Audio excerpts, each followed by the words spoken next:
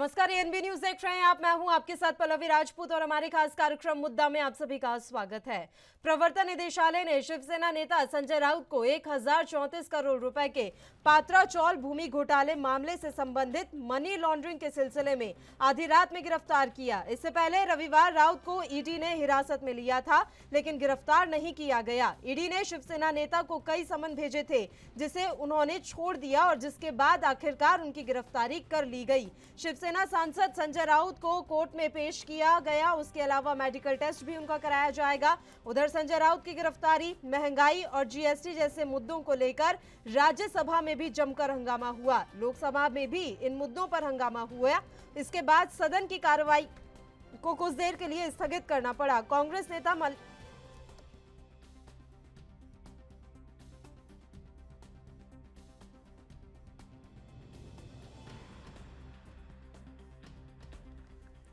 नेता मल्लिकार्जुन खड़गे ने कहा कि बीजेपी विपक्ष मुक्त संसद चाहती है, इसलिए संजय राउत पर कार्रवाई की गई। हम महंगाई, गुजरात में शराब से मौतों का मामला संसद में उठाएंगे। इतना ही नहीं, झारखंड में ऑपरेशन कमल का मुद्दा भी संसद में उठाया जाएगा। कांग्रेस के नेता अधीर रंजन चौधरी ने कहा कि संजय राउत ने एक ही अपराध किया है कि वह बीजेपी पार्टी के डराने धमकाने की राजनीति के सामने नहीं झुके। वह दृढ़ विश्वास और साहस से भरे व्यक्ति हैं। हम संजय राउत के साथ हैं। गिरफ्तार होने से पहले संजय राउत ने कहा था कि ईडी शिवसेना और महाराष्ट्र को कमजोर करने की कोशिश कर रही है, इसलिए उनके खिलाफ गलत आरोप लगाए गए हैं। दरअसल ईडी पात्रा चौल मामले में जांच कर रही है। ईडी राउत की पत्नी और कथित सहयोगियों से संबंधित वित्तीय लेन देन में अनियमितताओं से संबंधित मामले में भी जांच कर रही है। इससे पहले ईडी ने अप्रैल में संजय राउत की पत्नी वर्षा राउत और उनके 2 सहयोगियों की लगभग 11.25 करोड़ की संपत्ति भी अटैच की थी।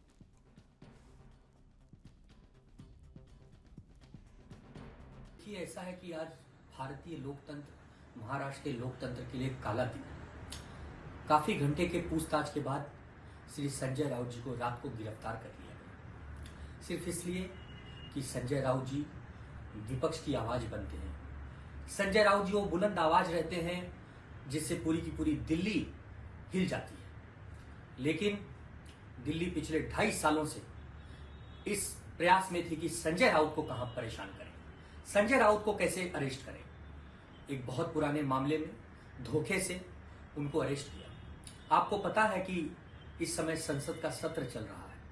किसी सांसद को आप गिरफ्तार करते हैं तो स्पीकर को बताना पड़ता है। यही अगर गलती से महाविकास आघाड़ी की सरकार रही होती तो चारों तरफ बीजेपी हंगामा मचा देती। लेकिन हम उस नेचर के नहीं हैं। हम नियम, कानून, संविधान को मानने वाले लोग हैं और इसका जवाब जनता देगी चुनाव में। ठीक है, आप गिरफ्तार करिए, आप कानूनी कार्रवाई करिए, हम भी लड़ेंगे, हमारे वकील भी लड़ेंगे। रणनीति के अनुसार, पॉलिटिकल कॉन्स्पिरेसी के अनुसार, पॉलिटिकल षड्यंत्र के अनुसार, भारतीय जनता पार्टी के दिए हुए स्क्रिप्ट अनुसार ईडी चल रहा है, वो बहुत ही निंदनीय है। मैं उनको एनफोर्समेंट डायरेक्टरेट अब नहीं कहूँगी, मैं उनको extended department of Bharatiya Janata party कहूँगी। 2014 से जिस तरीके से विपक्ष का गला घोटने की, आवाज़ दबाने का काम हो रहा है उनके तहत, वो निंदनीय है। और मैं कहती हूँ कि सभी लोगों को इसके लिए उठकर आवाज़ उठानी चाहिए। आज ये लोग सरकार में हैं और जिस तरीके से ईडी बिल्कुल उनकी सेवा में लगा हुआ है, तत्पर दिख रहा है, उसी तरीके से आने वाले समय में इन सारे इंस्टीट्यूशंस कॉम्प्रोमाइज़ होंगे और इंस्टीट्यूशंस का कॉम्प्रोमाइज़ होना देश के संविधान के लिए, प्रजातंत्र के लिए हानिकारक है। ईडी कह रही है कि करीब 11.5 लाख रुपए अनअकाउंटेड कैश बरामद किया। 11.5 लाख रुपए अनअकाउंटेड कैश अगर है तो उसका ब्यौरा दे दे। बार बार इस तरीके से सूत्रों के हवाले से ये इन्फॉर्मेशन पास करना, बार बार मैं कहती हूँ कि ये वही षड्यंत्र है, क्योंकि ना तथ्य है ना सत्य है, पर क्योंकि उनको अरेस्ट करने के लिए वो किसी तरीके के बहाने बनाने हैं, वो ये बहाने दे रहे हैं। वो जॉइंट परिवार में रहते हैं, उनकी 2 बेटियां हैं, उनके भाई हैं, उनकी माता हैं, उनके फैमिली मेम्बर्स हैं। अगर एक पूरे जॉइंट फैमिली में इतना थोड़ा कैश पाया जाता है, वो कहाँ से अनअकाउंटेड हो जाता है? Everything is accounted for. We are not going to be scared. जो जिस तरीके से ये प्लांटेड स्टोरीज चल रही है मीडिया में। वास्तव में संजय राउत के ऊपर 3 फौजदारी केसेस कार्रवाई शुरू हो चुकी है।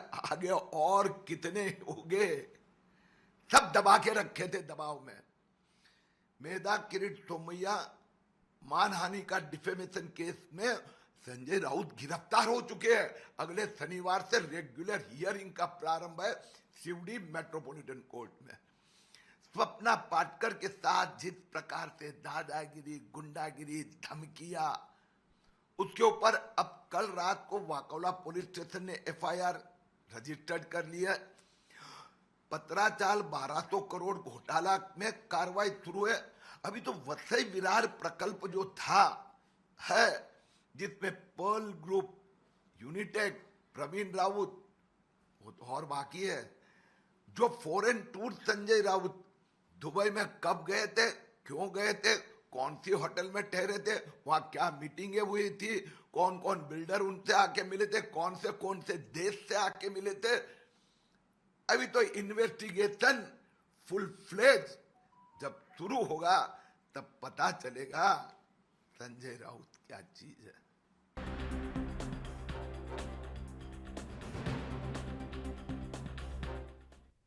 और इसी बीच उत्तर प्रदेश की राजधानी लखनऊ से सीधी तस्वीरें हम आप तक पहुंचा रहे हैं। आप देखिए, एमएलसी का नामांकन करवाने के लिए खुद सीएम योगी आदित्यनाथ इस समय पहुंचे हुए हैं। लखनऊ से लाइव तस्वीरें एएनबी न्यूज़ पर इस समय आप देख रहे हैं। उत्तर प्रदेश की राजधानी लखनऊ से एमएलसी का नामांकन करवाने सीएम योगी आदित्यनाथ इस समय पहुंचे हुए हैं। योगी आदित्यनाथ के द्वारा एमएलसी का ये नामांकन कराया जा रहा है। राजधानी लखनऊ से लाइव तस्वीरें एएनबी न्यूज़ पर इस समय आप देख रहे हैं।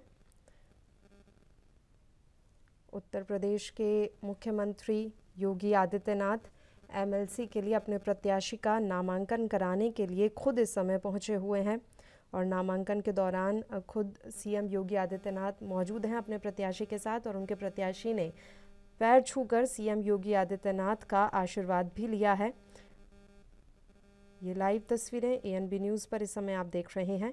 जल शक्ति मंत्री स्वतंत्र देव सिंह खुद इस दौरान मौजूद हैं। डिप्टी सीएम ब्रजेश पाठक, केशव प्रसाद भी मौजूद हैं और पार्टी कार्यालय सबसे पहले प्रत्याशी पहुंचे और उसके बाद अब नामांकन की प्रक्रिया लगातार जारी है। और जैसा कि आप तस्वीरों में देख भी पा रहे हैं, लखनऊ से लाइव तस्वीरें बीजेपी के एमएलसी प्रत्याशी सोमवार यानी कि आज नामांकन करते हुए स्वतंत्र देव सिंह भी तस्वीरों में नजर आ रहे हैं। इसके अलावा यूपी के डिप्टी सीएम केशव प्रसाद मौर्य भी आपको तस्वीरों में दिखाई दे रहे हैं।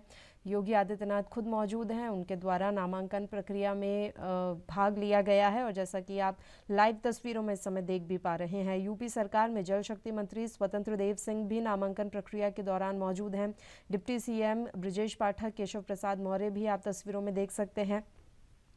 इसके अलावा खुद सीएम योगी आदित्यनाथ नामांकन प्रक्रिया में शामिल होने के लिए पहुंचे हुए हैं और ये लाइव तस्वीरें एएनबी न्यूज़ इस समय आप तक पहुंचा रहा है।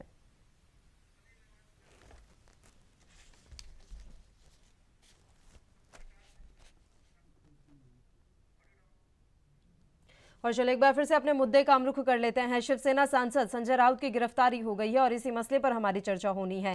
3 मेहमान इस समय हमारे साथ जुड़ गए हैं। मेहमानों से पहले आपका परिचय करवा देते हैं, उसके बाद चर्चा की शुरुआत कर लेंगे। अश्विनी शाही जी हमारे साथ जुड़े हुए हैं, भारतीय जनता पार्टी के प्रवक्ता हैं। आनंद त्रिपाठी जी राजनीतिक विश्लेषक के तौर पर इस समय हमारे साथ जुड़े हुए हैं और मुन्ना खान जी कांग्रेस पार्टी के नेता भी इस समय हमारे साथ जुड़ गए हैं और सत्य प्रकाश सोनी हमारे संवाददाता मुंबई से लाइव जुड़े हुए हैं। सबसे पहले उन्हीं का रुख करेंगे। सत्य प्रकाश, इस पूरे मामले में हम आपसे अपडेट चाहेंगे। बताया जा रहा है कि पीएमएलए कोर्ट में पेशी हो गई है संजय राउत की। आपसे जानकारी चाहेंगे कि अभी क्या कुछ नई ताजा जानकारी मिल रही है?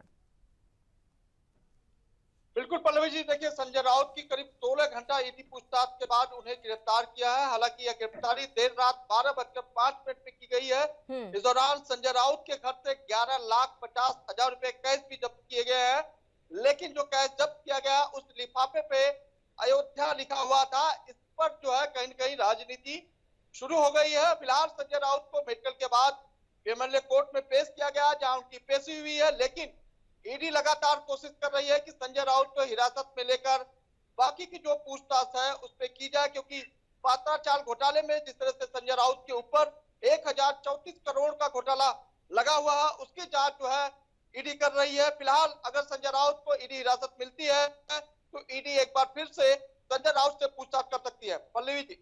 बिल्कुल, इसके अलावा और क्या जानकारी? बताया जा रहा है कि शिवसेना के जो कार्यकर्ता हैं वो जबरदस्त प्रदर्शन की तैयारी में है। सत्य प्रकाश, बिल्कुल, देखिए संजय राउत जब घर से निकले थे उस दौरान अंदेशा था कि शायद संजय राउत लौट सकते हैं, लेकिन संजय राउत के साथ ऐसा नहीं हुआ, क्योंकि संजय राउत ने अपनी मां का पैर छुआ, उसके बाद आशीर्वाद लिया। मां भी रो रही थी, संजय राउत भी नम आंखों से गए, लेकिन जिस तरह से संजय राउत अपनी कार में भगवा लहराते हुए गए, वो लगातार ये कर रहे थे कि कभी हारेगा नहीं, और जिस तरह से संजय राउत को गिराने और शिवसेना से अलग करने की कोशिश की जा रही है, संजय राउत कभी हार नहीं मानेंगे। हालांकि सैनिकों को इस तरह का अंदेशा था कि संजय राउत शायद पूछताछ के बाद वापस आ जाएंगे, लेकिन ऐसा नहीं हुआ। अब उनकी गिरफ्तारी हुई है, जाहिर तौर पर सैनिक नाराज है और लगातार महाविकास आघाड़ी सरकार में बने तीनों घटक की तरफ से जो है नाराजगी व्यक्त की जा रही है, चाहे वो शिवसेना हो या फिर एनसीपी हो या फिर कांग्रेस हो, लगातार इसका विरोध कर रही है कि संजय राउत की जो गिरफ्तारी हुई है गलत तरीके से हुई है। वही दूसरी बात, जैसे ही संजय राउत की गिरफ्तारी हुई, सुबह सुबह उनके भाई सुनील राउत जो है ईडी दफ्तर पहुंचे थे, उन्होंने भी नाराजगी व्यक्त की है, जो गिरफ्तारी की गई वो गलत तरीके से की गई है। तो तमाम चीजें जो है एक साथ संजय राउत के साथ हो रही है।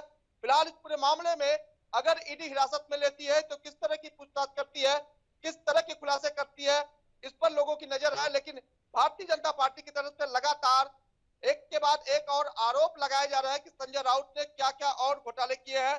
खासकर अपक्ष के विधायक रवि राणा ने भी आरोप लगाया कि संजय राउत की गिरफ्तारी के बाद कई बड़े अहम खुलासे हो सकते हैं, जिसमें उन्होंने बताया कि महाविकास आघाड़ी सरकार बनने के दौरान संजय राउत ने महाविकास आघाड़ी के अलावा शिवसेना को फायदा पहुंचाने का कोशिश किया है। शिवसेना सहित खुद संजय राउत की मुनाफा ज्यादा हुआ है, उस पर भी जांच की आंच है। तो जाहिर तौर पर तमाम सवालों के जवाब अब संजय राउत से लिया जाएगा। जी अश्विनी शाही जी, विपक्ष मुक्त भारत और संसद चाहते हैं आप, मल्लिकार्जुन खड़गे ने भी आरोप लगाए हैं।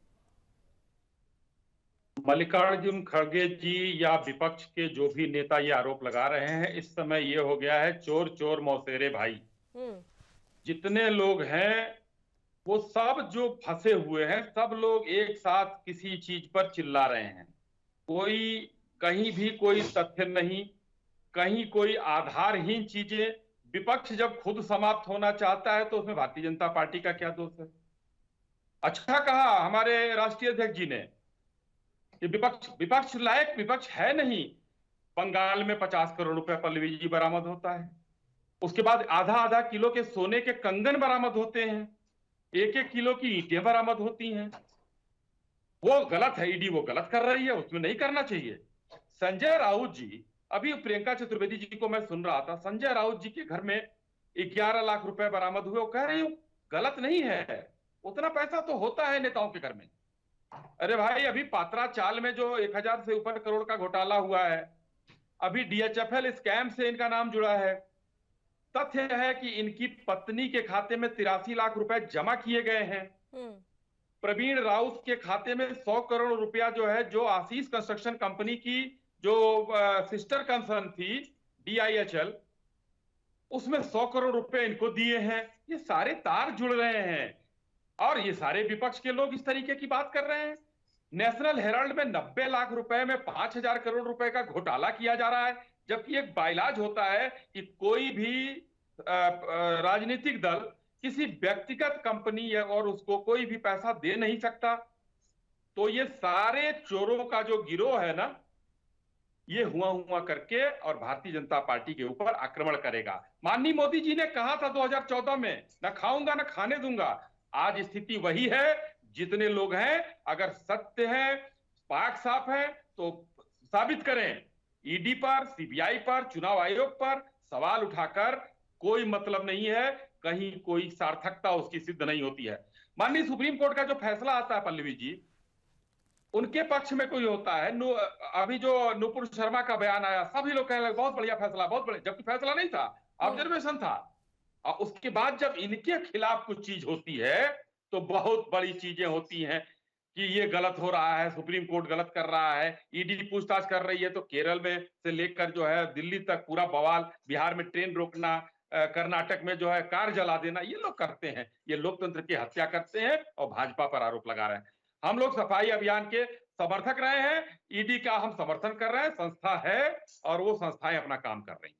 चलिए, अपने मुद्दे का रुख करते हुए एक बार फिर से हम चर्चा की शुरुआत कर लेते हैं। मुन्ना खान जी, आवाज मिल रही है आपको? मिलिए खान साहब, सफाई अभियान चल रहा है इस समय, ये कह रहे हैं अश्विनी जी। तो अब इस सफाई अभियान में जो जो भी आएगा लपेटे में सर, अब सफाई तो होगी ही फिर।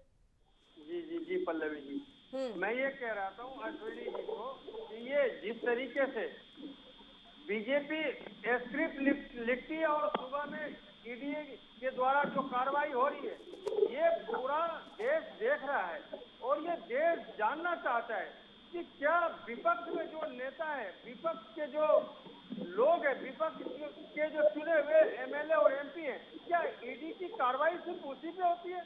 क्या बीजेपी में ऐसे व्यक्ति नहीं है, ऐसे मंत्री नहीं है, ऐसे एमएलए एमपी नहीं है? क्या ये बेलारी ब्रदर्स पे ईडी की कार्रवाई कब होगी, ये देश नहीं जानना चाह रहा? क्या शुभेंदु अधिकारी पे ईडी की कार्रवाई कब होगी, ये देश नहीं जानना चाह रहा? क्या छगन भुजबल पे ईडी की कार्रवाई कब होगी, ये देश नहीं जानना चाह रहा? नारायण राणे पे ईडी की कार्रवाई कब होगी, ये देश नहीं जानना चाह रहा? क्या बीजेपी की इसकी सफाई अभियान नहीं चलेगी? तो ये दोगली नीति और दोहरी नीति बीजेपी सरकार बंद करे और बीजेपी विपक्ष को प्रताड़ित करने का काम बंद करे।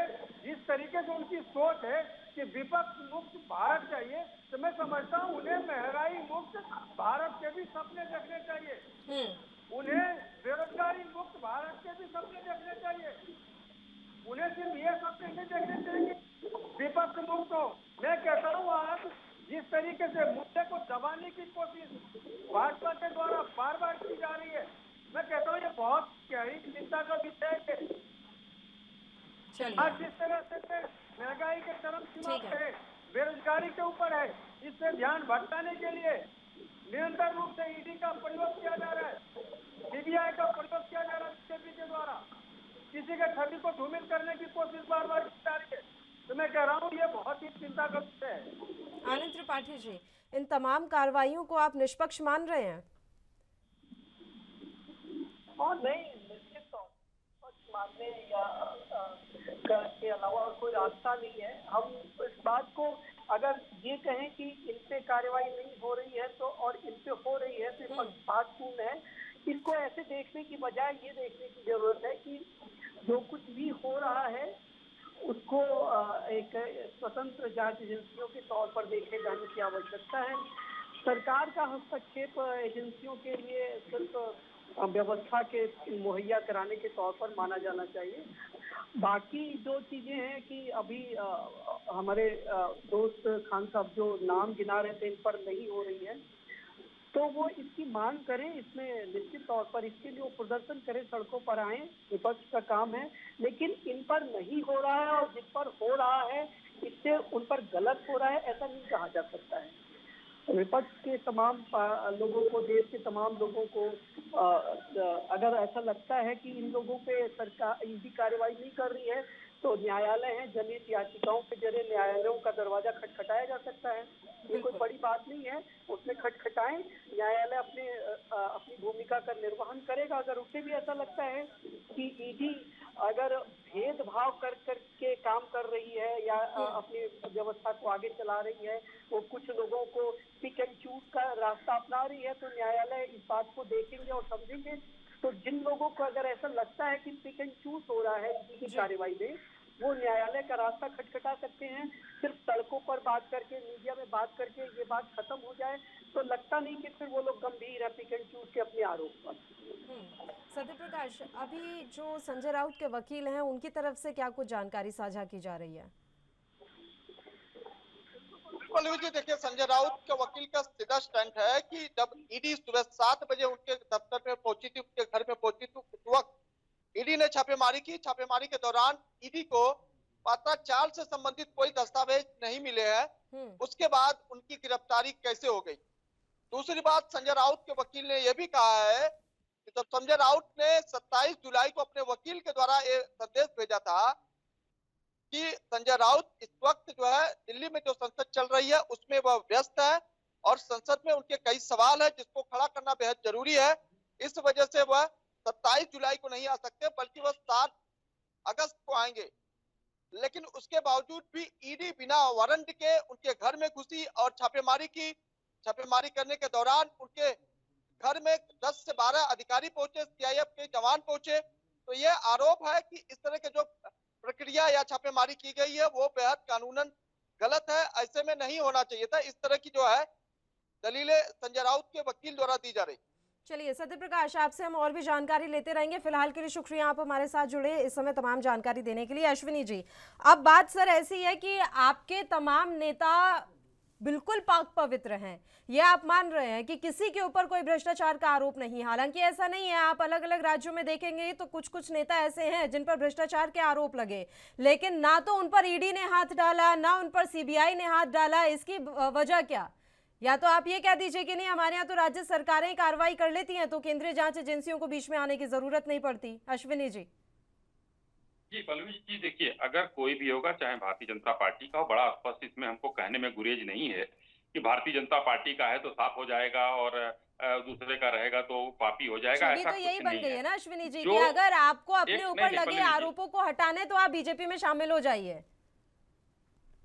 पल्लवी जी, ऐसा कुछ नहीं है। देखिए एक बात मैं बताऊं आपको, और हिंदुस्तान में नहीं पूरे विश्व में इसको देखना होगा कि कागज कभी भी बंद नहीं होता। हाँ। जिसके खिलाफ जांच हो रही होगी, शुरू हो गई होगी, वो जांच होगी होगी और अंत तक पहुंचेगी, उसमें उसकी प्रक्रिया होती है। ऐसा नहीं है कि हमारे यहाँ आकर जो है, हमारे यहाँ भी जांचें हुई हैं, लेकिन अब ये लोग सिर्फ इस चीज को कह रहे हैं, उसमें साबित क्या करना चाहते हैं कि भाजपा में नहीं हो रहा है तो जो हमारे पकड़े जा रहे हैं वो निर्दोष हैं, ना पकड़े जाए, संस्थाएं गलत कर रही हैं। ऐसा नहीं है। ये लोग, ये बिलबिलाहट है, ये हताशा है, ये इन लोगों की बेचैनी है कि जितने दिन तक ये लोग सत्ता में रहे हैं। नेशनल हेराल्ड का केस कब चल रहा है? बार बार क्या कहते हैं वो लोग ये कहते हैं कि जब सुप्रीम कोर्ट ने केस बंद कर दिया था तो क्यों खोला गया। पल्लवी जी, बड़ा टेक्निकल चीज मैं बता रहा हूं। अगर माननीय सुप्रीम कोर्ट ने केस बंद कर दिया, ये गुमराह किया जाता है किस तरीके से। अगर माननीय सुप्रीम कोर्ट ने केस बंद कर दिया था तो इन लोगों को, ईडी को हिम्मत नहीं, ईडी की है, सीबीआई की है कि छापा डालें और बुला लें। कंटेम्प्ट का केस कर दीजिए। इनके पास तो भारी भारी वकील है, कपिल सिब्बल टाइप, जो राम मंदिर को चैलेंज करते थे। क्यों नहीं उन्होंने कंटेम्प्ट डाला? वो सुप्रीम कोर्ट के ही कीड़े हैं कि मतलब, जो कीड़ा मतलब एक जानकार मर्मज्ञ है, मतलब हमारे कहने का मतलब कुछ अन्यथा न लिया जाए, मर्मज्ञ है वो लोग, तो उन्होंने कहीं नहीं डाला। ये लोग सिर्फ और सिर्फ जो है झूठ और फरेब की राजनीति करते हैं।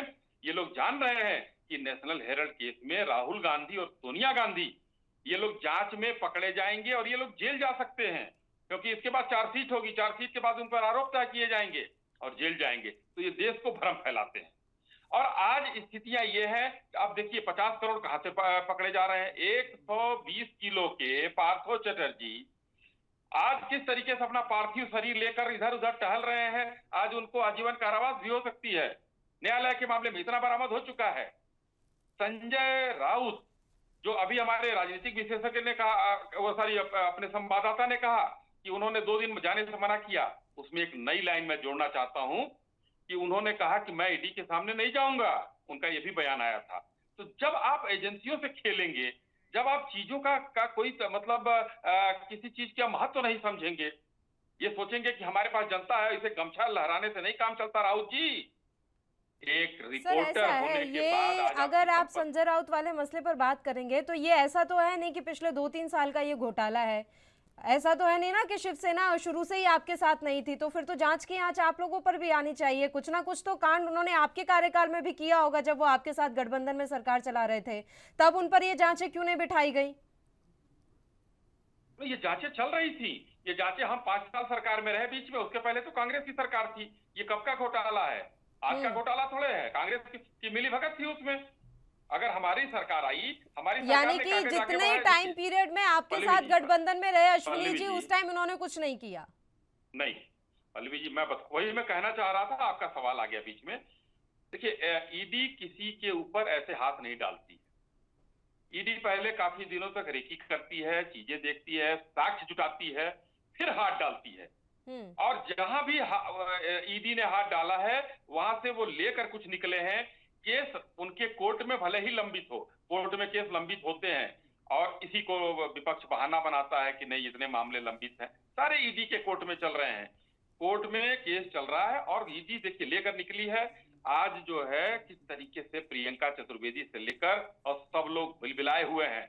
ये इस तरीके की चीजें हैं। अब देखिए, आज वो गिरफ्तार हुए, कल से देखिए किस तरीके की बातें निकलेगी। अभी तो एक अविनाश भोसले गिरफ्तार हुए हैं, DHFL घोटाला है, उनके साथ भी उनका एक हेलीकॉप्टर था, हेलीकॉप्टर भी पकड़ा गया है।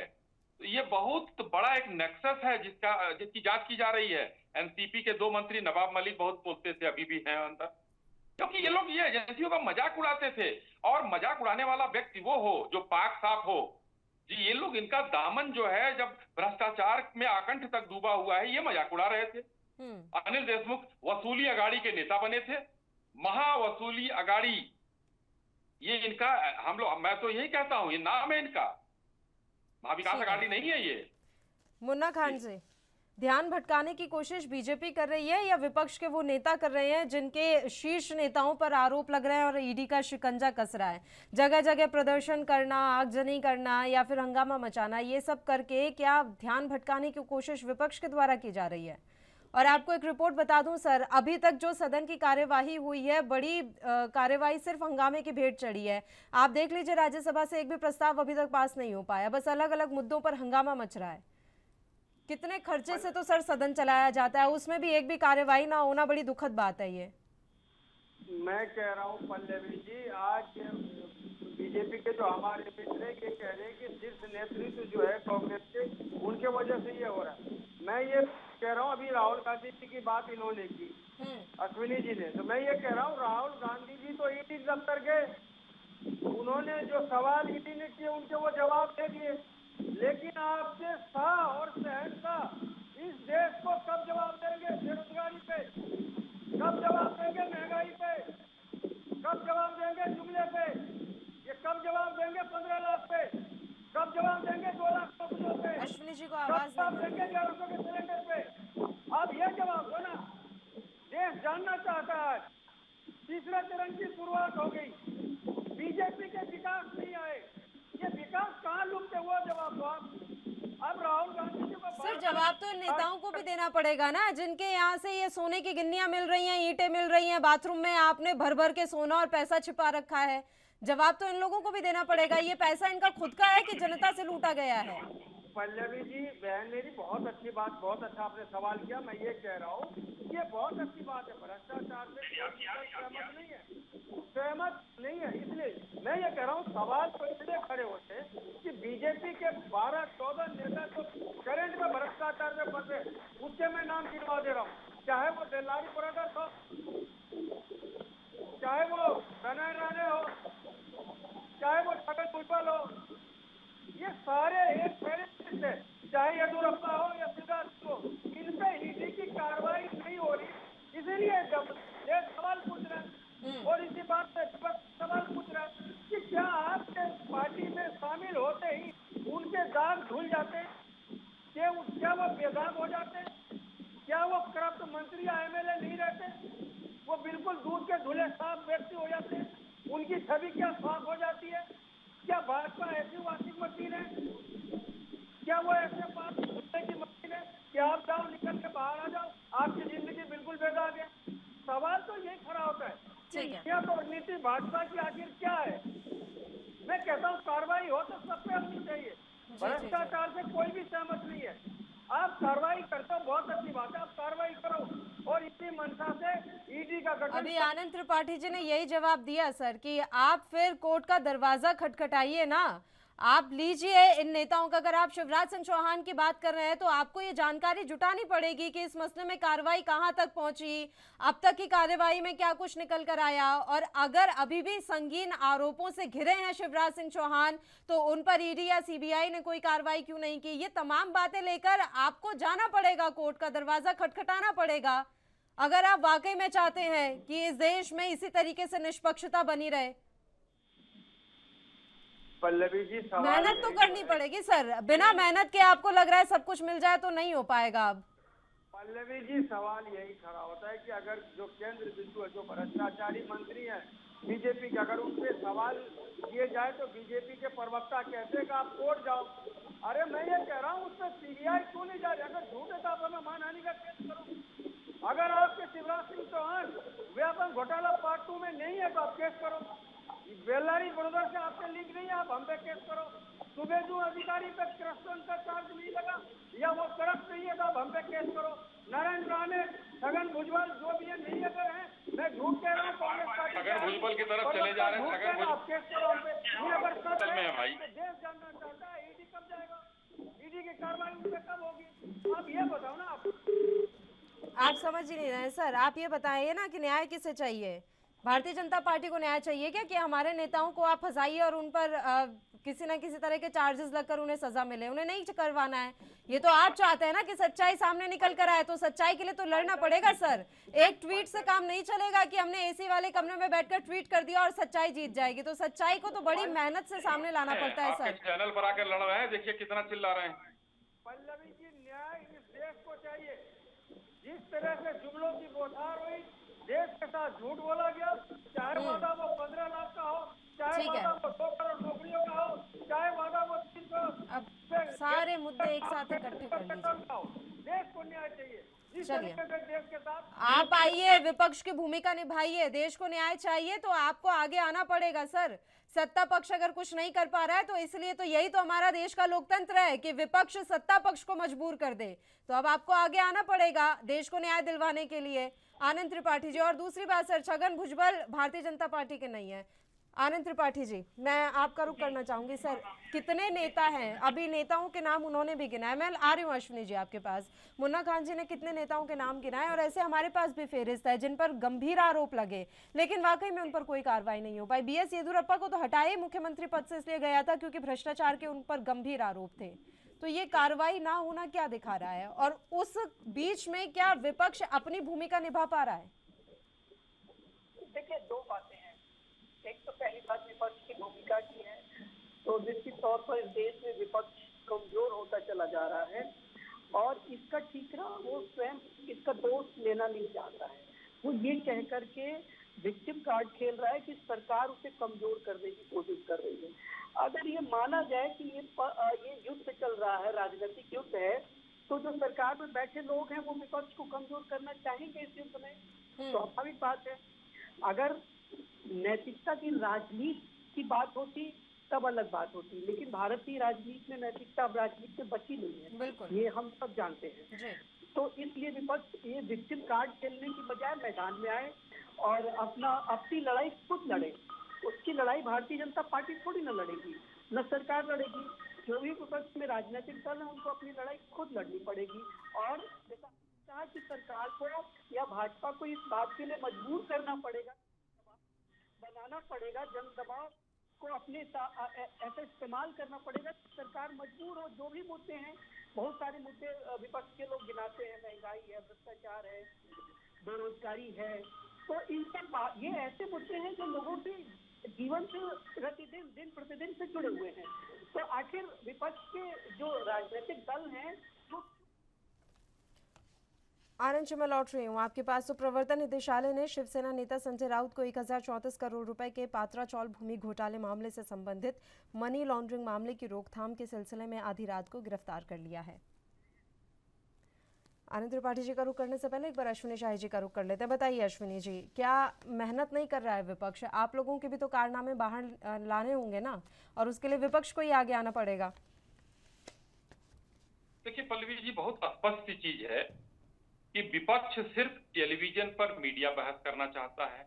ये एक बड़े नेता का बयान सुन लेते हैं या इनके कार्यालय से एक दे दिया जाता है, वही एक टेप रिकॉर्डर बजाते हैं, सत्ता ये कर नहीं कर रहा है, जुमला कर रहा है, ऐसे कर रहे हैं। ये लोग जो बात अगर देश के विकास के लिए भी होता है उस पर भी ये लोग विरोध में बोलते हैं। तो ये विरोध करने के लिए विरोध कर रहे हैं। और आज स्थिति ये हो चुकी है कि 56 साल तक कांग्रेस ने सरकार में रहे थे, पूरे देश में शासन किया इन लोगों ने। सारे भ्रष्टाचारी, अब गमले में गोभी उगाने वाले इनके वित्त मंत्री जेल जाकर आ चुके हैं।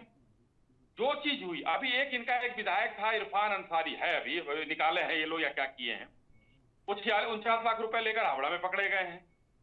इरफान अंसारी, उसके ऊपर भी एक कुछ नहीं हुआ तो आरोप लगा दिया कि ये ऑपरेशन लोटस चला रहे हैं ये लोग, जबकि वो इरफान अंसारी जो विधायक है कांग्रेस के, वो उनके जो विवादित बयान है आपने भी सुना होगा, हमने भी सुना होगा। अभी अग्निवीर पर उन्होंने कहा कि धरती जो है खून से लहूवीर हो जाएगी। उसके बाद प्रधानमंत्री जी को उन्होंने कुछ अनाप शनाप बोला, तो हमेशा भारतीय जनता पार्टी के खिलाफ रहते हैं। अपने नेताओं पर ये लोग लगाम नहीं लगा पा रहे हैं। सारा पैसा कांग्रेस से, एनसीपी से, टीएमसी से क्यों निकल रहा है? ये चीजें गौर करने वाली हैं। और एजेंसियों पर अगर ये कर रहे हैं तो आनंद जी ने सही कहा कि अगर भारतीय जनता पार्टी में गलत है, मैं भी कह रहा हूं हो सकता है गलत होंगे, तो आपको यहाँ पर न्यायपालिका पर भी तो भरोसा करना चाहिए। आप जाइए, आपके पास वकीलों की फौज है, मैंने पहले भी कहा, आप जाइए, आप करिए कि भाई ये शशि थरूर जी एक ट्वीट कर देंगे, राहुल गांधी जी एक ट्वीट कर देंगे, प्रियंका जी जो है नारा देंगी उत्तर प्रदेश में जाकर लड़की हूं, लड़ सकती हूं, और 40% और 50% लड़की की बात करेंगी, और पंजाब में जाकर वो नारा भूल जाती है। तो ये दोहरी राजनीति इन लोगों की खा रही है इनको।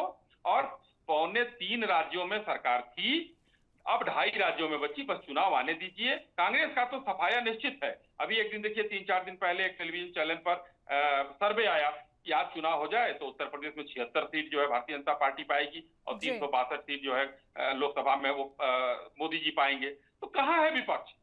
विपक्ष एक इनके नेता है जो अधीर रंजन चौधरी जी, देखिए क्या क्या बयान देते हैं। अब यहाँ बयान की मुद्दा दूसरा हो जाएगा, लेकिन जब भी वो तीर चलाते हैं तो वो तीर जो है लौट के कांग्रेस के ही सीने में लगता है। कुछ भी बोले, चाहे यूएन पर बोले हो चाहे महामहिम पर बोले हो, तो ये लोग अपनी गरिमा, अपनी विश्वसनीयता ये खुद खोते जा रहे हैं और एक विक्टिम कार्ड खेल रहे हैं सिर्फ कि भारतीय जनता पार्टी और सरकार पर आरोप लगाने का। लेकिन सरकार ने, सच्चाई है, स्वच्छ भारत अभियान माननीय मोदी जी की देन है और इस समय संस्थाएं वो काम कर रही हैं। आनंद त्रिपाठी जी, अब आप अपनी बात जारी रखिए। सर, उस समय आपकी आवाज थोड़ी डिस्टरबेंस हो रहा था, बताइए।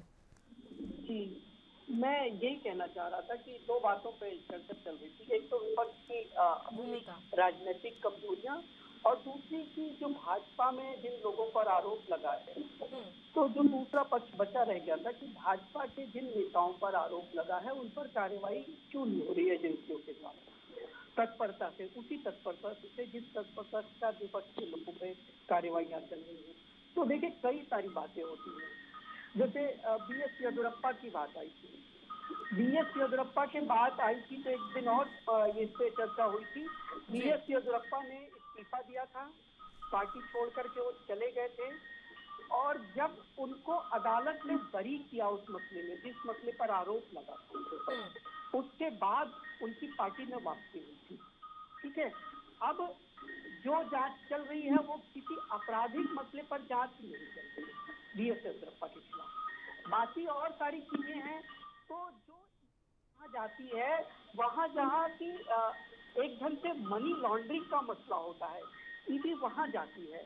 हर जगह ईडी नहीं पहुँच पाएगी। कोई आपराधिक मसला हो उसमें दूसरी एजेंसियां काम करेंगी। तो जिस तरह की अपराध की प्रकृति होती है उस तरह की जांच एजेंसियां उस प्रकृति को जांचने वाली जांच एजेंसियां अपना काम करती हैं। ठीक है, कई आरोप लगे कि अभी नाम लिया गया नारायण राणे का और अन्य कई लोगों का। तो देखिए, हर एजेंसी काम कर रही है, एक समय आता है जिस पर उसकी जांच उसमें तेजी आती है, या कभी समय होता है जिनमें वो किसी अन्य मसलों में लगे होते हैं, अधिकारियों की संख्या सीमित होती है। आप जैसे जानते हैं, जैसे कई मसले हैं, जैसे सोनिया जी और राहुल जी पे जो मसला चल रहा था वो आज का नहीं है, वो 2013-14 से मसला चल रहा था, लेकिन अब उस पर कार्रवाई तेज हो रही है। तो 7-8 साल अगर ये बीच में सवाल उठाए जाए कि उन पर क्यों नहीं कार्रवाई हो रही है, तो ऐसा नहीं, कार्रवाई रुकी हुई थी, कार्रवाई चल रही थी। ये भी मसला जो है पत्राचार घोटाले का जो मसला है, ये 2008 का मसला है जी, और इसमें लगातार मामले चल रहे हैं। 2022 में इस पर तेजी आई है, उसके लिए कुछ सबूत मिले हैं, जुटे हैं। कई सारे लोगों के बयान दर्ज किए गए, जिसमें इस बयान में आया कि एक जमीन खरीदी गई है राउत परिवार के द्वारा, जिसका कैश पेमेंट किया गया है, और ईडी को अपने बयान में, लिखित बयान में उस विक्रेता ने इस बात को तस्दीक की है कि राउत परिवार ने उस जमीन के लिए कैश पेमेंट किया है। ये मसले हैं। संजय राउत जी की पत्नी है वर्षा राउत जी, उनके अकाउंट में माधुरी राउत जो कि प्रवीण राउत की पत्नी है, उनके से पैसे का ट्रांसफर हुआ है। तो ये सब मसले जो सामने आए हैं ना, इससे इस जांच में तेजी आई है। तो कई बार ऐसा होता है कि जांच चलती रहती है, कभी अचानक कोई ऐसे सबूत हाथ लग जाते हैं जांच एजेंसियों के, जो छुपा करके प्रयासपूर्वक रखे गए होते हैं, जो जिन लोगों ने ऐसे काम किए होते हैं, तो फिर उस मामले में तेजी आती है। ये तय मानिए कि जन भावना ये सही है। मुन्ना खान जी जो बात कह रहे थे इस देश में बहुत सारे लोगों के मन में ये बात है कि क्या बीजेपी में सब लोग शुद्ध और पवित्र हैं? तो ऐसा है नहीं, ये बात बिल्कुल पक्की है। अतीत में बीजेपी की कई लोगों पर बातें आई हैं और जिन पर सवाल उठा है। इवन बीजेपी के शीर्ष नेता लालकृष्ण आडवाणी पे भी सवाल उठा, लेकिन उसके बाद उन्होंने जो एक प्रस्तुत किया देश के सामने, जैन डायरी में उनका नाम आता है, एल के लिखा होता है। उसके बाद आडवाणी जी लोकसभा की सदस्यता से इस्तीफा देते हैं तुरंत और ये कहते हैं कि जब तक इस आरोप से बरी नहीं हो जाऊंगा लोकसभा में नहीं आऊंगा, चुनाव नहीं लड़ूंगा, और वो इस पे कायम रहते हैं। तो क्या और जिन नेताओं पर ये आरोप लग रहे हैं, क्या उनमें से किसी ने इस तरह की किसी कोई दर्ज कराया देश के सामने, ऐसी कोई अपनी बात रखी कि अगर मैं दोषी आया भी हूँ, नाम मेरा इसमें आया है, घसीटा जा रहा है या आया, तो मैं एक उदाहरण प्रस्तुत करूं। एक चीज और है इसमें आनंद त्रिपाठी जी, अब जैसे मान लीजिए संजय राउत हो गए या उधर सत्येंद्र जैन हो गए, इस तरह के जो नेता हैं जिन पर ये आरोप लग रहे हैं, क्या इन आरोपों से इनकी पार्टी की या इनकी खुद की छवि धूमिल हो रही है या फिर ये सिंपैथी वोट में कन्वर्ट हो रहे हैं? इनको तो अच्छी खासी सिंपैथी मिल रही है ना कि देखिए हमें तो सत्ता पक्ष परेशान कर रहा है। दोनों बातें हैं सर। ये ऐसा लग रहा है। देखिए देश में जो वोटर है वो बड़ा समझदार है। वो एक दो लोगों के शोर मचाने से तात्कालिक तौर पर मीडिया में क्योंकि उसकी चर्चा होने लगती है तो नेताओं को ऐसा लगता है कि लोग उनके साथ खड़े हो गए हैं, वो विक्टिम कार्ड खेलते हैं, लेकिन ऐसा है नहीं। ऐसे ज्यादातर लोग जब भी कुछ एक दो बड़े अपवादों को छोड़ दीजिए तो ऐसे ज्यादातर लोग जब भी जनता के बीच गए हैं, जनता ने अपनी नाराजगी दर्ज की है। ये रिकॉर्ड पर चीजें हैं। अब जैसे दिल्ली में ही देखिए बड़ा कई सारा मसला उठा, हालांकि आज का विषय नहीं है, लेकिन फिर भी मैं बता रहा हूँ कि वो एक्साइज जो उनकी पॉलिसी थी उस पर जन्म से वो नीति शराब से संबंधित जो आबकारी नीति थी उस पर जो जांच चली तो पीछे के दरवाजे से भाग लिए लोग, उस नीति को ही वापस ले लिया गया। आखिर अगर उसमें कोई प्रॉब्लम नहीं थी, जब उस पर जांच की शुरुआत हुई तो बड़ा शोर मचाया गया मीडिया में कि सब कुछ फैब्रिकेटेड है, सरकार जबरदस्ती कर रही है, लेकिन आप वापस क्यों ले लेते हैं? और बड़ा हास्यास्पद तर्क दे करके वापस किया जाता है कि दुकानदारों को ईडी परेशान कर रही है। किसी सरकार को क्या मतलब है उन ठेके के दुकानदारों वालों से? क्या वो सरकार के लोग थे जो उनको परेशान कर रही थी? लेकिन ये हास्यास्पद तर्क दे दिए गए, है ना? तो इसलिए मैं कह रहा हूँ भाजपा में ही रहे बंगारू लक्ष्मण, भाजपा के पास कोई विकल्प नहीं था, तो आज बंगारू लक्ष्मण कहाँ है भाजपा में कोई जानता भी नहीं है। पकड़े गए थे नोटों का बंडल लेते हुए, तो भाजपा अध्यक्ष थे उस वक्त। तो ऐसा नहीं भाजपा शुद्ध और पवित्र है, लेकिन उसी भाजपा से लालकृष्ण आडवाणी जैसे लोग हैं जो देश के सामने उदाहरण प्रस्तुत करते हैं और उससे बाइज्जत बरी होते हैं, सामने आते हैं, तो ये बात जन भरोसा जो है वो भाजपा की तरफ पहुंच जाता है। राहुल गांधी या सोनिया गांधी जो पूरी कांग्रेस लेकर के निकल पड़ते हैं क्योंकि उनको पूछताछ के लिए बुलाया जाता है, लेकिन क्या पूरी कांग्रेस लेकर के कब राहुल गांधी और सोनिया गांधी निकले कि आज महंगाई इस चरम पर पहुंचे? कब पूरी कांग्रेस निकली? कब निकली कि बेरोजगारी एक साल में जो बढ़ने का प्रतिशत है हर साल, वो 45 सालों में एक साल में सबसे ज्यादा वो प्रतिशत बढ़ गया? कब निकली पूरी कांग्रेस? लेकिन उस दिन तो पूरी कांग्रेस निकल पड़ी। कांग्रेस के मुख्यमंत्री आकर के अपने की गिरफ्तारी दे रहे हैं। ये कब हुआ? कांग्रेस को जन मुद्दों पर ये कब कर रही है कांग्रेस? तो इसीलिए उदाहरण प्रस्तुत नहीं कर पा रहे हैं बाकी लोग। तो इससे सरकार को और इन एजेंसियों को और बल मिल रहा है कि ये लोग इस वक्त बैकफुट पर है और इनको ये संजय राउत के मसले में एक बात और है सर, जो वो 11.5 लाख रुपए का बंडल इनके घर से बरामद किया गया, उस पर जो अयोध्या लिखा हुआ था, उसके लिए ये बयान दिया जा रहा है कि शिवसेना के कार्यकर्ताओं के लिए हमने वो पैसे निकाल कर रखे थे क्योंकि वो अयोध्या जाना चाह रहे थे। तो अब एक ये धार्मिक एंगल और जुड़ गया है इसमें। देखिए ऐसा शिवसेना हमेशा इस बात को आगे बढ़ाती है, वो क्षेत्र और धर्म की राजनीति शिवसेना का हिस्सा रहा है। अब मैं उसको अपनी अलग अलग पार्टियों के अपने अलग अलग मुद्दे होते हैं, मैं उस पर कोई कमेंट नहीं करना चाह रहा हूँ, लेकिन अभी अब देखने वाली बात होगी कि ईडी ने ये जो 11.5 लाख रुपए जब्त किए हैं तो आज कोर्ट में उसके बारे में क्या बात होती है। वो क्या दिखाते हैं या क्या कहते हैं उस 11.5 लाख रुपए को लेकर के। जब सूचना आएंगी तब उसके बारे में, वो तो स्वाभाविक है बचाव में, क्योंकि ये माना जाता है, ये नियम में है कि 2 लाख रुपए से ज्यादा का कैश आप घर में नहीं रख सकते, या अगर रखते हैं तो उसका प्रमाण देना पड़ता है कि आप क्यों रखते हैं, वजह क्या है उसकी। तो इस वजह से 11.5 लाख रुपए एक मतलब बड़ा अमाउंट लग रहा है, लेकिन ये देश की जनता बड़ी इसको निश्चित तौर पे 11.5 लाख रुपए की तरफ नहीं देख रही है। ईडी कैसे गिरफ्तार उसको देखती है, वो आगे कोर्ट में जो मामले आएंगे ईडी के वक्त जो है वो रखेंगे, मामला सब पता चलेगा। लेकिन धर्म का एंगल देना शिवसेना की आदत में है। ये शिवसेना और संजय राउत साहब इसमें बड़े तत्पर रहे हैं, और संजय राउत साहब तो बड़े इन मामलों में बड़े जानकार और अनुभवी हैं। वो कैसे मोड़ दे सकते हैं चीजों को, अपने लोगों को कैसे एड्रेस करना है, संजय राउत जानते हैं, बढ़िया कम्युनिकेटर हैं, आप जानती हैं, सामना के संपादक भी हैं, कम्युनिकेशन उनकी एक ताकत, तो वो जानते हैं कि इसको चीजों को कैसे कम्युनिकेट करना है, लोगों को मैसेज क्या देना है, कैसे देना है, उससे वो कैसे समझे, ये जानते हैं संजय राउत साहब। मुन्ना खान जी, आप सवाल उठा तो रहे हैं सर, लेकिन बात तो यही है ना कि विपक्ष के नेताओं के पास ये सब चीजें मिल भी तो रही हैं, भ्रष्टाचार के मामले उजागर हो भी तो रहे हैं।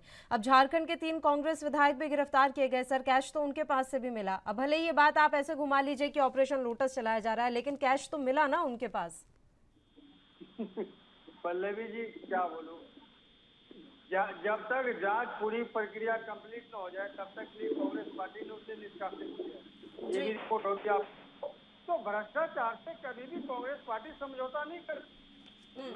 हमारा ये नहीं कहना है कि आप ईडी के द्वारा जो कार्रवाई हो रही है उसे आप रोको नहीं, मेरा तो सीधा साफ ये कहना है कि कार्रवाई तरफा न करो, आप कार्रवाई दोनों तरफ करो, जांच होनी चाहिए, ये देश का सवाल है, ये भ्रष्टाचार का सवाल है, ये जांच होनी चाहिए, लेकिन जांच दोनों तरफ होनी चाहिए। ये नहीं कि कोई कमल का फूल लेके खड़ा है तो जांच रुक जाए, और कोई अगर हाथ लेके खड़ा है तो उससे जांच शुरू हो जाए, ये दोगली नीति नहीं चलेगी। अगर नियत और आपकी साफ है तो आप जांच करो, देश के साथ कांग्रेस पार्टी खड़ी है और खड़ी रहेगी, ईडी के साथ और सीबीआई के साथ खड़ी रहेगी। लेकिन बीजेपी के द्वारा जैसे स्क्रिप्ट लिखी जाती है उसके बाद की कार्रवाई होती है, तो इसकी विरोध करती कांग्रेस पार्टी, और खुला विरोध होगा इसका। नहीं तो अगर आप सच हो या आपके अंदर सच्चाई है तो आप कार्रवाई करो, लेकिन दोनों तरफ करो। अगर सरकार में बैठे लोग हैं उसमें भी करो, अगर आप विपक्ष में कर रहे हो तो वो भी कोई अछूत नहीं, उनमें भी आप करो।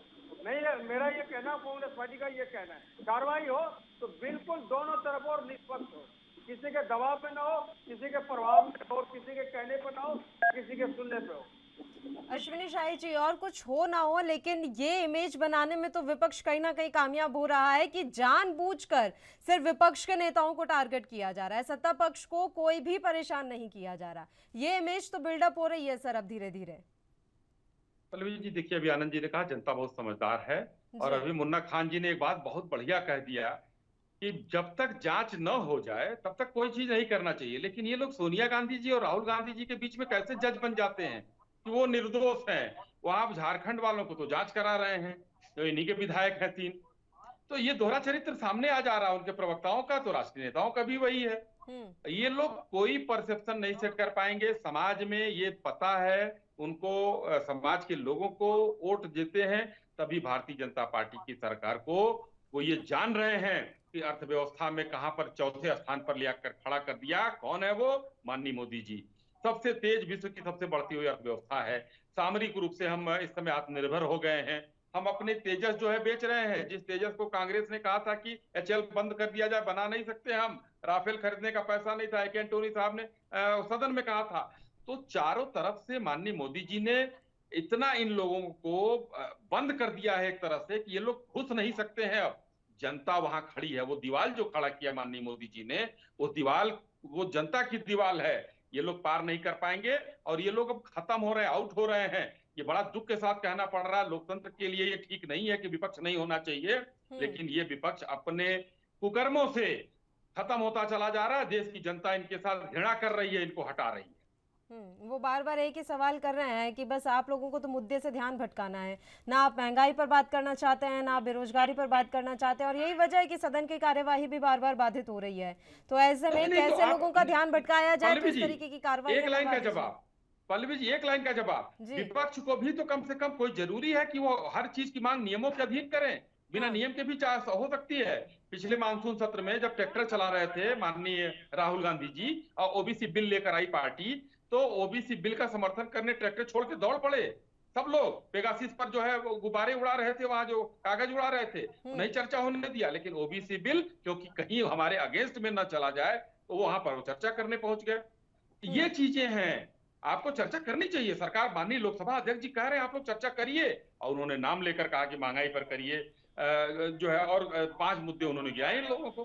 लेकिन नहीं, ये लोग तो इन लोग हंगामा करना इनका मकसद है। ये बोल करके आपकी तो दुकान चल रही है, राहुल गांधी, सोनिया गांधी, कांग्रेस पार्टी, ये बोलकर तो आपकी बंद हो रही है, हमारी दुकान तो चल गई। विश्व की सबसे बड़ी पार्टी हम लोग हो चुके हैं, और अभी आप 25-30 साल तक भूल जाइए कि कहाँ रहना है आपको। दुकान आपकी बंद हो रही, शटर गिर गया। ईमानदारी है तो बात करो महंगाई पे, बात करो बेरोजगारी पे, बात करो बढ़ते सिलेंडर पे, बात करो बढ़ते डीजल पेट्रोल पे, बात करो ये भ्रष्टाचार। अरे भाई, तो आप यहाँ पर क्यों चिल्ला रहे हैं? बोलिए ना, राहुल गांधी बात करें सदन में, सोनिया जी बात करें सदन में, जनता ने उनको चुन के भेजा है। आप क्या चिल्लाने से थोड़ी बात हो जाएगी। तुम सच बोलो, आपको तो झूठ बोलने की ट्रेनिंग दी जाती है, सच बोलोगे कैसे? आप यूनिवर्सिटी में भाई, सच्चाई का सारा जो है ठेका कांग्रेस ने ले रखा है, तो इसलिए आप कह रहे हैं कि जांच होने दीजिए झारखंड के मुद्दे पर, और सोनिया जी के मुद्दे पर हंगामा कर रहे हैं। वहां भी तो जांच होने दीजिए भाई। चलिए ठीक है, आनंद त्रिपाठी जी, आपका आखिरी कमेंट ले लेते हैं इस पूरे मसले पर। अब बात बस इतनी सी है कि क्या केंद्रीय जांच एजेंसियों की निष्पक्षता और उनकी सत्यता पर सवाल उठने लगे हैं। हालांकि हम 1 घंटे से इसी मसले पर चर्चा कर रहे हैं, लेकिन ये समझना बेहद ज़रूरी है कि अब देश की जनता क्या सोचती है। क्या ये केंद्रीय जाँच एजेंसियाँ वाकई में कठपुतली रह गई हैं या पिंजरे में बंद तोता रह गई हैं? देखिए, एक बार तो सीबीआई केस है ना, और फिर ये देश बहुत बड़ा है ना, और जांच एजेंसियों के सामने बहुत सारे अलग नहीं, उनमें कुछ पर उनको सफलता मिलती है, कुछ पर वो बुरी तरीके से असफल होते हैं। अब वो क्यों होते हैं ऐसा, ये वो लोग जानते होंगे, सामने बहुत सारी बातें आती नहीं है। लेकिन जो मूल परसेप्शन है, मेरा ऐसा मानना है कि विपक्ष इस परसेप्शन को एक मतलब लोगों के बीच एक मुद्दा बनाने में सफल रहा है कि भारत में जांच एजेंसियां जो हैं वो सरकार के दबाव में काम कर रही है। हालांकि ऐसा है नहीं, लेकिन विपक्ष इस परसेप्शन को बनाने में सफल रहा है। ये विपक्ष की सफलता है और सरकार की असफलता है। सरकार इस बात को लोगों के मन में एक बहुत बड़ा डिस्कोर्स है, एक कॉमन मैन में इस देश में, कि ये जैसा सरकार चाहती है जांच एजेंसियां उस तरह से जांच करती है। ये अब कोई आज का नहीं, ये बहुत पुराना मसला है। ये करीब 45-50 सालों से ये देश में चल रहा है। पहले सीबीआई होता था, आपको ध्यान होगा, सन 2012-13 तक सीबीआई एक बड़ा खौफनाक चेहरा होता था सीबीआई का। अब उसके बाद ईडी का चेहरा खौफनाक हो गया है। लेकिन मुझे लगता है कि देश में हम लोगों को बड़े ही तसल्ली बख्श तरीके से इन जांच एजेंसियों को अपनी जांच करने देनी चाहिए। ये बात तय है कि अगर हमारे पास कोई कमी नहीं है तो एक नहीं 4 जांच एजेंसियां हमारा कुछ नहीं बिगाड़ सकती। देश के नेताओं को, लोगों में ये भरोसा जगाने की जरूरत है मुझे। चलिए ठीक है, शुक्रिया आनंद त्रिपाठी जी, और बाकी दोनों मेहमानों का भी शुक्रिया चर्चा करने के लिए आप हमारे साथ जुड़े, आपने अपना वक्त हमें दिया। और इसी के साथ मुद्दा में भी इतना ही, मुझे दीजिए इजाजत। देश और प्रदेश के तमाम ताज़ा खबरों के लिए आप बने रहिए हमारे साथ। नमस्कार।